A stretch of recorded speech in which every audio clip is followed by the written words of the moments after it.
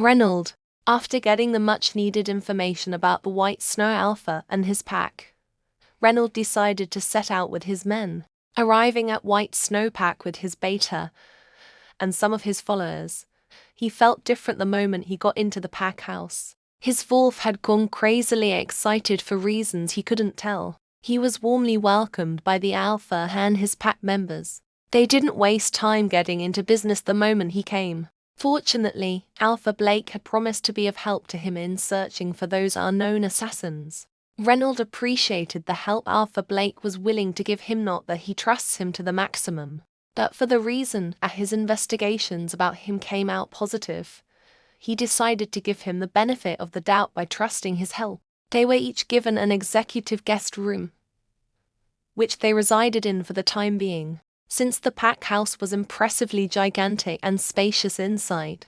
Later that night, he decided to attend the party prepared for him, hoping to find a lady who would catch his fancy. Also, owing to how anxious his wolf had become ever since they came to the pack, he wished to find someone to stretch his muscles.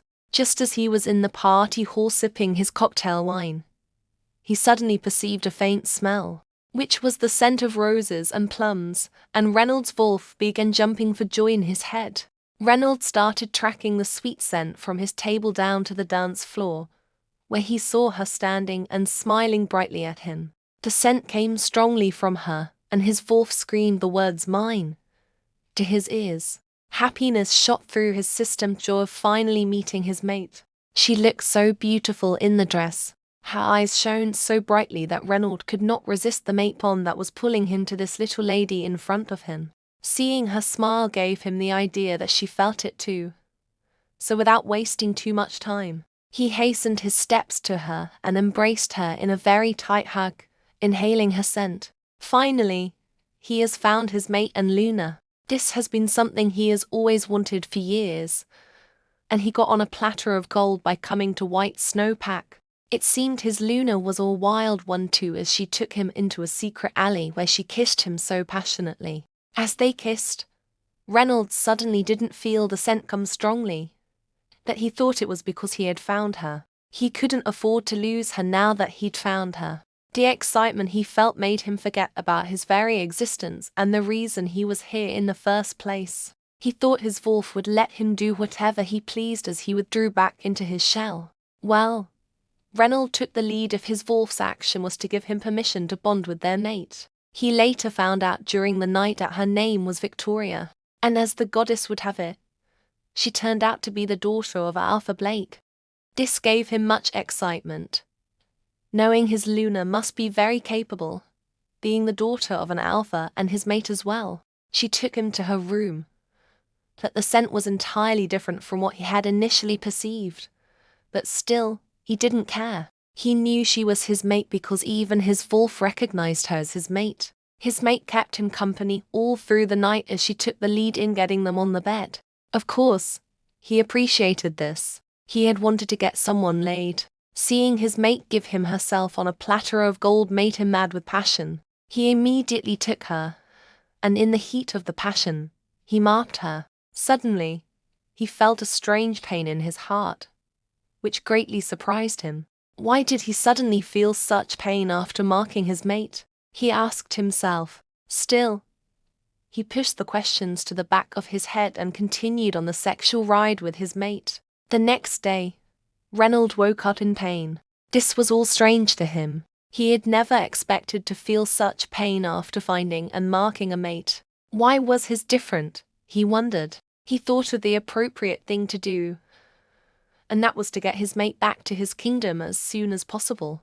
Now he had become closer to the White Snow Pack, which meant that they were strongly involved in his mission now. Having a mate from White Snow simply meant even his mate would become a target for his enemies pretty soon. He had to take her back with him and protect her in the best way possible. In a few days, preparations were made for his wedding to Victoria, and he informed some trusted allies whom he invited to grace the occasion. His beta Stanley was pleased to know that he had finally found his mate. When the day of the wedding finally arrived, he came back to White Snow Pack in order to get his mate.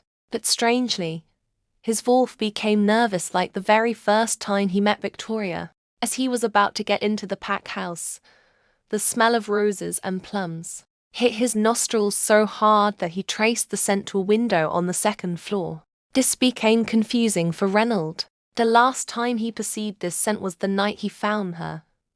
But he noticed the scent disappeared the moment they left the hall. What does this mean?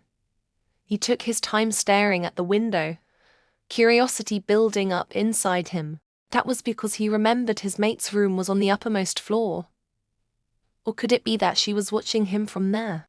That could be the case, he thought, before getting into the house.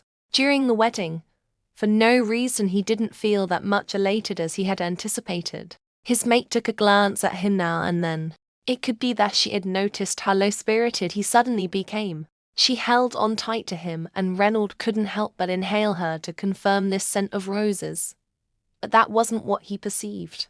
This smell was more like primrose, but it didn't give off an intoxicating scent like the roses he perceived earlier on. What could possibly be going wrong, he wondered. Later that night, Reynold felt restless. He could tell from how down his wolf became that there was something amiss. For reasons he couldn't tell, he let his mate go to sleep without touching her that night. He needed to be by himself and think. Maybe a little run might help. Reynold came down to the entrance of the pack house in the middle of the night. It was his luck that the road leading to the woods was just a step away. Just as he was about to approach the area, he saw someone run at full speed into the woods. Strangely, the scent of roses passed through his nostrils quickly. What the fuck? That scent was coming from the person he saw getting into the woods. Could that be his mate? But what is she doing out here? He remembered tucking her in before he left the room. Without further ado, he walked back to the room, only to find his mate sleeping very soundly. How strange, he thought. Curiosity ate up Reynold, as he was hell-bent on knowing who the silhouette he found in the woods was. Quickly, he ran into the woods, looking for a trace with which he could track the person down.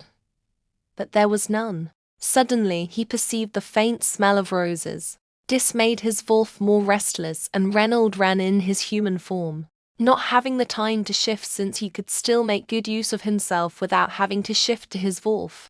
The deeper he got into the woods, the more faint the scent became. He finally came to a spot in a particular area where the scent seemed to have stopped too. He searched around the area, but there was no way of tracking down this person. The only footprint he saw was that of a wolf, and a big one at that. This was extremely strange because the silhouette he had seen was huge but looked like a tiny lady or girl. He couldn't even tell. He made whoever was in the woods understand that he knew she was there, expecting the person would be bold enough to show her face, but she never did. This confused Reynold even further. It has never happened in history that he could not trail the scent of a werewolf. But this particular werewolf isn't to be joked with. By the way, the fact that she had her scent and tracks very well hidden made him understand that she wasn't just an ordinary wolf. But if there was an extraordinary wolf in White Snowpack, then he should have known when his Gamma and Delta brought him the information. What could he be missing? He asked himself. He knew very well about the Alpha's information and also that of his daughters. Wait a minute. He knew the Alpha has twin daughters, which means his mate has a twin. But how come he didn't see her around?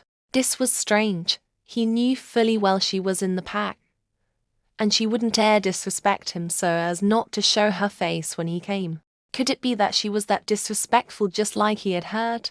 Well, tomorrow he would ask for her immediate presence before he leaves.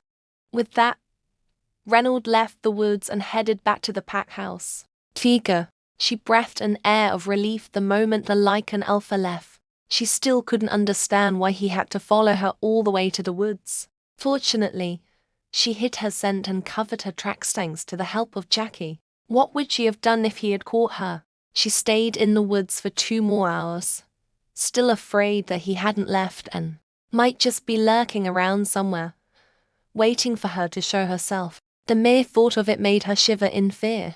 After the 2 hours had elapsed, she slowly shifted back to her human form, carried her belongings, and headed back to the pack house. As usual, she passed through her secret window and landed hard on the floor of her room. Relief watched over her as she managed to get back to the pack house without getting caught. Tiga slept for many hours, even when the day was far gone and the rays of the sun penetrated her room. The hard bang on her room door woke her up in shock. Tiga frowned, pulling her hair in frustration. "What now?" she said, getting up from her bed. She waited for a response, but none came. Who could that be? She wondered. Whoever it was clearly wasn't Victoria, because she knew how loud her sister could be. The sleep from her face immediately cleared off as she rushed to her door. Opening it, she was shocked to see her father at her doorpost. His expression held confusion and a little anger. "Good morning, Dad," she managed to say. His coming personally to her room was pretty strange because it was actually the first time. "The Lycan King requests your presence immediately." Tiga suddenly stared at her father in horror. She gasped for breath as her breath seemed to have seized the moment her father said the words. "Why?" she asked as her hands suddenly became sweaty. Her heart pounded erratically in fear. For more stories, subscribe to the Romance Library. Thank you for watching.